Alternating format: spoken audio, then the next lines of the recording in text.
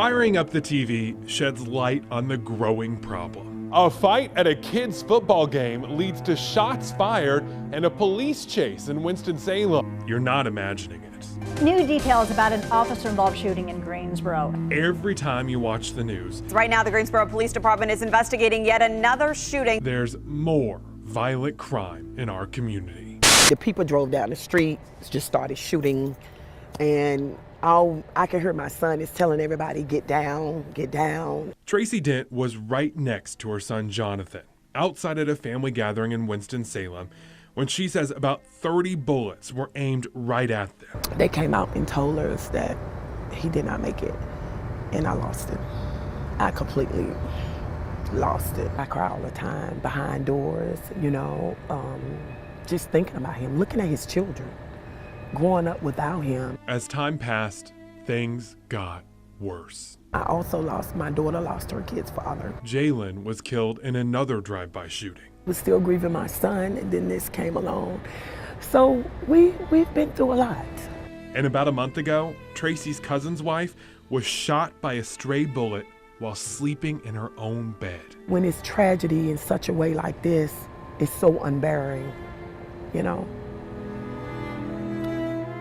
Oh, I'm very concerned. It's incumbent upon all of us to do everything we can to save lives. Becky Kierstis with North Carolinians Against Gun Violence says the rise in crime is reaching crisis level. It's time for our elected officials to really wake up, look at the numbers as to how many people are dying. According to the FBI, violent crime in Greensboro, Winston-Salem, and High Point has been slowly rising over the past decade as the population of our area grew.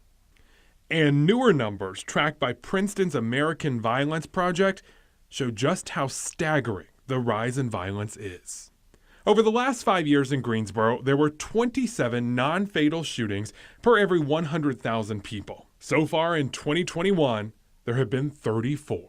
And in Winston-Salem, over the past 5 years, there were 25 shootings per every 100,000 people. This year, that's more than doubled to 54. Out on the streets, the problem becomes crystal clear. Right near the 2800 block of Elm Eugene, there were 5 reports of assaults just within this last month.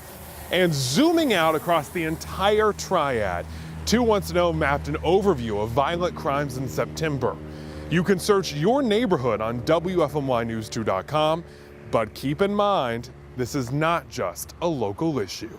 Unfortunately, the bad news is that yes, in fact, violence is rising across the country. Thomas Abt wrote the book Bleeding Out: The Devastating Consequences of Urban Violence and Bold New Plan for Peace in the Streets. He says there's 2 factors most researchers think are driving up crime. The stress of the pandemic, both on individuals and institutions, is likely partly responsible. The second major cause is the social unrest that followed the murder of George Floyd. Scholars have 2 theories about why that's led to more violent crime. The first theory is the theory of depolicing, that police, exhausted by the pandemic, under tremendous scrutiny and criticism, withdrew from voluntary enforcement activities, and that lack of proactive policing contributed to the rise in violent crime. Forsyth County Sheriff Bobby Kimbrough says the unrest has made it harder to recruit and retain deputies. This thing about cutting resources to law enforcement, which caused a lot of what I call the blue escape. A lot of law enforcement professionals left law enforcement. A lot of men and women that typically would come to law enforcement don't see it as the profession they want to go into. The other leading theory is a theory of delegitimizing, which says basically when communities that have been mistreated by the police for generations witness yet another high-profile incident, they turn inward and they don't use the police or the criminal justice system. So people take things into their own hands, they take the law into their own hands, and unfortunately, more often those conflicts turn violent, even deadly. Sheriff Kimbrough adds there are several other issues in our society to consider. Illiteracy, you have hunger. There's so many things that are causing the increase. A plethora of things that are happening that is creating almost a perfect storm. A perfect storm of near non-stop crime. I could have very well been gone just like my son out there. While talking with Tracy, police sirens went by again. Most of the time, I pick up my phone and I contact one of my kids. Are y'all good? Are everything okay? You know, because you just don't know. When you hear sirens, the first thing you think, something has happened. It can easily be you.